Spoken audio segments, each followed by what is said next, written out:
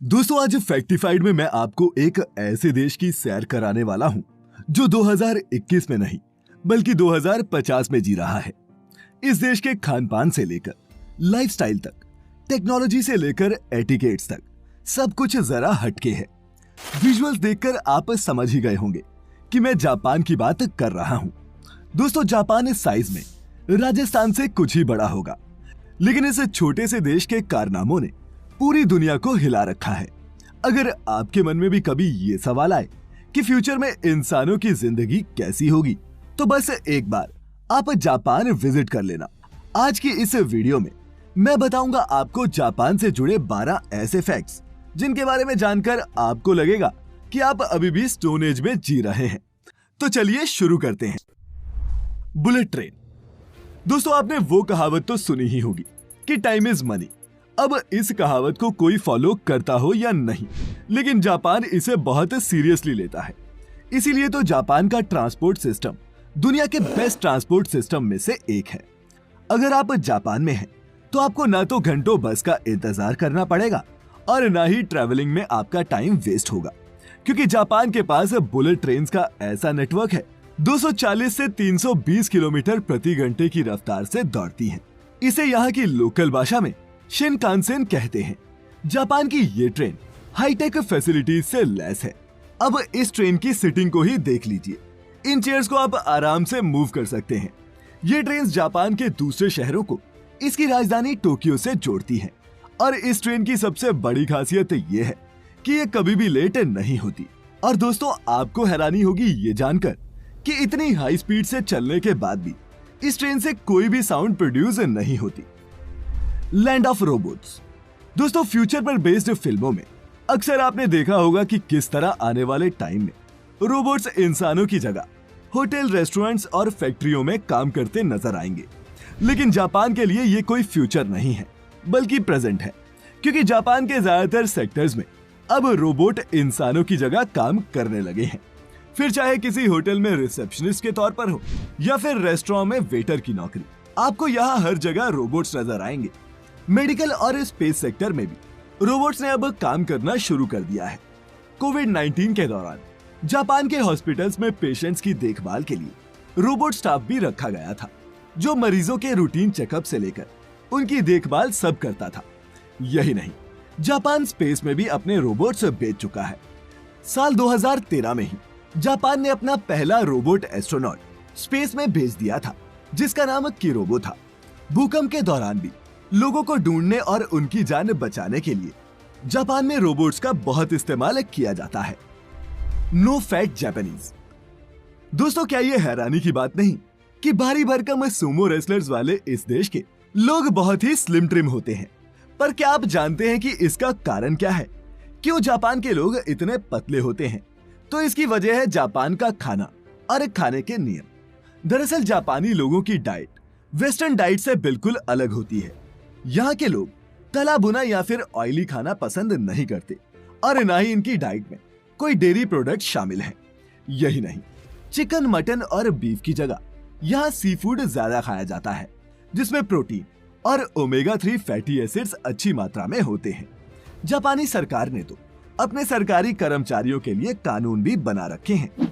Japan के मेटाबो law के मुताबिक 40 साल से ज्यादा उम्र के पुरुषों की कमर 33.5 इंच से ज्यादा और औरतों की 35.4 इंच से ज्यादा नहीं होनी चाहिए। और ये स्केल यहाँ के सरकारी कर्मचारियों का मोटापा कंट्रोल में रखने के लिए रखा गया है। और दोस्तों जापान से unique secret for a longer and happy life उनके लाइफस्टाइल में ही छिपा है। उनके इस वे ऑफ लिविंग को बारीकी से समझने के लिए आप सुन सकते हैं कुकू एफएम पर इकिगाई नाम की ये लाइफ ट्रांसफॉर्मिंग ऑडियो बुक, जो आपको मदद करेगी इन फिगरिंग आउट कि लाइफ को पॉजिटिवली कैसे जिया जाए। कुकू एफएम पर ऐसी और भी बहुत सी लाइफ चेंजिंग ऑडियो बुक्स और पॉडकास्ट हैं, जिनका प्रीमियम एक्सेस आपके 1 महीने के मोबाइल रिचार्ज से भी सस्ता है। लेकिन फिर भी अगर आप हमारा कूपन कोड इस्तेमाल करके कुकू एफएम का प्रीमियम सब्सक्रिप्शन लेते हैं, तो आपको 20% का सीधा डिस्काउंट मिल जाएगा। और अगर आप यही सब्सक्रिप्शन 17 से 19 सितंबर के बीच लेते हैं, तो आपको मिल सकता है 50% का डिस्काउंट। दोस्तों सारी डिटेल्स आपको डिस्क्रिप्शन बॉक्स में मिल जाएंगी। Hi tech toilets. आपके साथ कभी हुआ है कि आप किसी टॉयलेट में गए हो और उसकी हाईफाई टेक्नोलॉजी और क्लीनिंग को देखकर चौंक गए हो?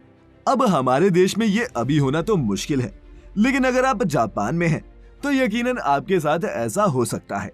जापान जाने वाले टूरिस्ट यहाँ के टॉयलेट से काफी इंप्रेस हो जाते हैं, और वो इसलिए क्योंकि जापान जैसे मॉडर्न टेक्नोलॉजी वाले टॉयलेट्स आपको किसी भी और देश में देखने को नहीं मिलते। इन टॉयलेट्स में क्लीनिंग फैसिलिटी के साथ साथ seat heater, blood pressure, weight और यूरिन चेकर फैसिलिटी तक मौजूद होती है। इसके अलावा जापानी महिलाएं काफी शर्मीली होती हैं, जो फ्लश साउंड को कवर करते हैं। इसीलिए वुमेन टॉयलेट्स में नॉइज डिवाइसेस लगे होते हैं जो फ्लश साउंड्स को कवर करने का काम करते हैं। Automatic bicycle parking. दोस्तों, जापान में जितने लोग नहीं हैं, उससे कहीं ज्यादा साइकिल्स हैं, और एक एस्टिमेट के मुताबिक यहाँ 8 करोड़ से भी ज्यादा साइकिल्स हैं। अब इतनी साइकिल्स हैं तो उन्हें पार्क करने के लिए जगह भी तो चाहिए ना। इसका भी यहाँ बड़ा ही हाईटेक सॉल्यूशन है। यह है जापान की ऑटोमेटिक अंडरग्राउंड पार्किंग। यहाँ साइकिल पार्क करने के लिए लोग मैग्नेटिक कार्ड्स का इस्तेमाल करते हैं। कोड स्कैन होने के बाद ऑटोमेटिक लिफ्ट साइकिल को अपने आप पार्किंग एरिया में ले जाती है और उसे खाली स्पेस में पार्क कर देती है। साइकिल को रिट्रीव करना भी उतना ही आसान है जितना उसे जमा करना। वहीं दोस्तों, जहां दूसरे देशों में कार खरीदने के लिए आपके पास सिर्फ बैंक बैलेंस होना चाहिए, वहीं जापान में कार खरीदने से पहले पार्किंग सर्टिफिकेट बनाना पड़ता है।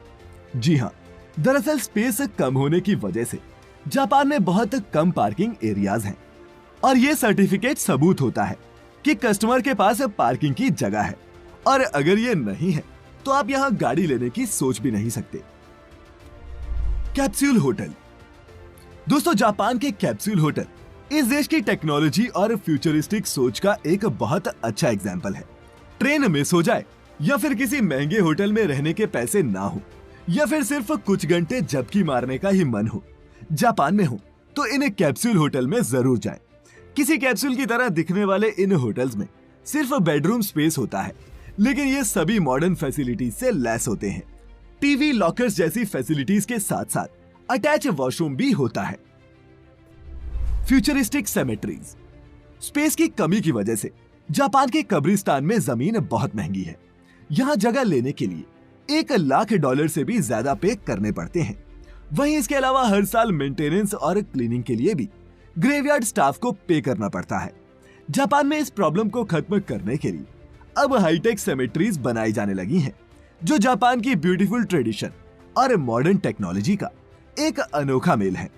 जापान के फेमस हाईटेक सेमेट्रीज में से एक है रूरीडेन, जिसे जापान के फेमस कोकुकुजी बुद्धिस्ट टेम्पल के पास बनाया गया है।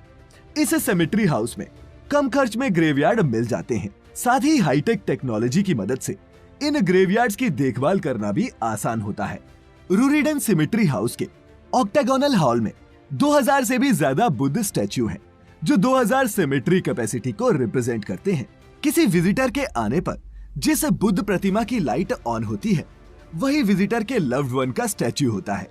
माने उसी बॉक्स में विजिटर के करीबी का शरीर रखा होता है।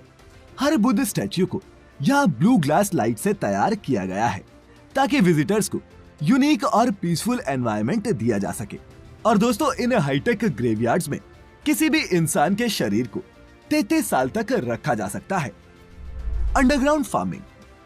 दोस्तों, जापान में हर प्रॉब्लम का सलूशन टेक्नोलॉजी है, फिर वो फार्मिंग ही क्यों ना हो। चूंकि जापान का लैंडमास बहुत कम है, जापान अपनी अनयूज्ड टनल्स और सबवे का इस्तेमाल भी फार्मिंग के लिए करता है। क्या आपको यकीन होगा कि जापान के मार्केट में मिलने वाली ये एक्सपेंसिव और हेल्दी वेजीज यहाँ की टनल्स और अंडरग्राउंड एरियाज में उगाई जाती हैं। 2015 में जापान के मेट्रो डिपार्टमेंट ने अपने सबवे टनल्स में वेजीज उगाने का इनिशिएटिव लिया था, और अब ये फॉर्मूला पूरे जापान में अपनाया जाने लगा है। जापान टेक्नोलॉजी की मदद से बिना मिट्टी और कम पानी के साथ फल और सब्जियां उगाता है। जापान के अर्बन एरियाज में बहुत सारी एग्रीकल्चर कंपनीज हैं, जो बिल्डिंग्स और अंडरग्राउंड एरियाज में फल और सब्जियां उगाने का काम करती हैं। अब सोचिए, अगर ऐसा कुछ हमारे देश में हो जाए तो। Unique fruits and veggies. अब जापानीज एग्रीकल्चर की बात हो और हम यहाँ के अजीबोगरीब दिखने वाले फल और सब्जियों की बात ना करें, ऐसा कैसे हो सकता है। जापान के क्यूब शेप्ड वाटरमेलन्स तो आपने भी देखे होंगे, लेकिन क्या आप जानते हैं कि जापानी इन क्यूब शेप वाटरमेलन्स को कैसे उगाते हैं? अगर आपको लगता है कि इसके लिए ये जापानी कोई केमिकल फॉर्मूले का इस्तेमाल करते हैं, तो आप दोस्तों गलत हैं। जापान के लोग ये वाटरमेलन्स को क्यूब शेप देने के लिए क्यूब मेटल बॉक्सेस का इस्तेमाल करते हैं, जो फार्मिंग के दौरान इन वाटरमेलन्स को ये शेप दे देते हैं। इस फॉर्मूले को 1978 में जापान के एक ग्राफिक डिजाइनर टोमोयुकी ओनो ने इन्वेंट किया था और अब इस फॉर्मूले के दम पर यहाँ के फार्मर क्यूबिक शेप वाटरमेलन्स को रेगुलर वाटरमेलन से 3 से 4 गुना ज्यादा दामों पर बेचा जाता है। Digital girlfriends. दोस्तों, बिजी लाइफ की वजह से जापान के लड़के शादी या फिर रिलेशनशिप में आना पसंद नहीं करते और ऐसे लड़कों के बीच जापान में डिजिटल गर्लफ्रेंड काफी पॉपुलर है। लव प्लस नाम की एक जापानी कंपनी यहाँ के मर्दों को ये सर्विस देती है। ये वर्चुअल गर्लफ्रेंड एक एनिमी कैरेक्टर होता है जो हर तरह के इमोशन को समझती है। यहाँ तक कि इनमें रोमांटिक फीचर्स भी एडेड होते हैं, जिनकी वजह से इन डिजिटल गर्लफ्रेंड्स की डिमांड और भी ज्यादा बढ़ रही है। जापानी आदमी इन वर्चुअल गर्लफ्रेंड्स को डेट करते हैं और ट्रिप पर भी लेकर जाते हैं, जहां इनकी गर्लफ्रेंड तो वर्चुअल होती है लेकिन इनका खर्चा रियल होता है। Cleanest country Japan. दोस्तों, जापान अपने नियम कानूनों को लेकर बहुत ज्यादा स्ट्रिक्ट है। कूड़े का डब्बा भर जाने के बाद अक्सर आप उसे अपने घर के बाहर रख देते हैं, ये सोचकर कि जब कूड़ा उठाने वाली गाड़ी आएगी वो अपने आप ये कूड़ा ले लेंगे। लेकिन जापान में ऐसा करना जुर्म है। जापान में आप गाड़ी के आने से पहले कूड़ा बाहर नहीं रख सकते। अगर कोई ऐसा करता है तो उसे फाइन भरना ही पड़ता है। इसके अलावा साफ सफाई की अहमियत बचपन से ही स्कूलों में किसी सब्जेक्ट की तरह पढ़ाई जाती है। आपको जानकर हैरानी होगी कि जापान के स्कूल्स की सफाई कोई सफाई कर्मचारी नहीं, बल्कि यहाँ पढ़ने वाले बच्चे खुद करते हैं। Futuristic museum. दोस्तों, हम जब भी किसी म्यूजियम में जाते हैं तो हमें वहाँ या तो हिस्टोरिकल चीजें देखने को मिलती हैं या फिर साइंटिफिक। लेकिन क्या हो अगर आप किसी म्यूजियम में जाएं और आपको वहाँ हिस्ट्री नहीं बल्कि फ्यूचर की दुनिया देखने को मिले। अब दुनिया के किसी और देश में ये होना पॉसिबल हो या नहीं, लेकिन अगर आप जापान में हैं तो ये बिल्कुल पॉसिबल है। जापान का मिराइकेन म्यूजियम ह्यूमन इंजीनियरिंग और इनोवेशन का नेक्स्ट लेवल है। इस म्यूजियम में ह्यूमन स्टाफ से कहीं ज्यादा रोबोट स्टाफ है और यहाँ एंट्री गेट पर मौजूद गार्ड से लेकर टूर गाइड तक सब रोबोट हैं। म्यूजियम में हर सर्विस मशीनों के जरिए ही ऑपरेट होती है। म्यूजियम में लेटेस्ट जापानीज इनोवेशन से लेकर वर्ल्ड साइंस के इनक्रेडिबल रिसर्च तक सबके सब शोकेस किए गए हैं। दोस्तों, ये सब देखकर क्या आपको नहीं लगता कि ये देश 2021 में नहीं बल्कि 2050 में जी रहा है? आप क्या सोचते हैं? नीचे कमेंट्स में हमारे साथ जरूर शेयर करें। मैं फिर लेकर आऊंगा ऐसी ही एक और मजेदार और इंफॉर्मेटिव वीडियो। तब तक खुश रहें, अपने चाहने वालों का ख्याल रखें और वीडियो पूरी देखने के लिए आपका बहुत बहुत शुक्रिया।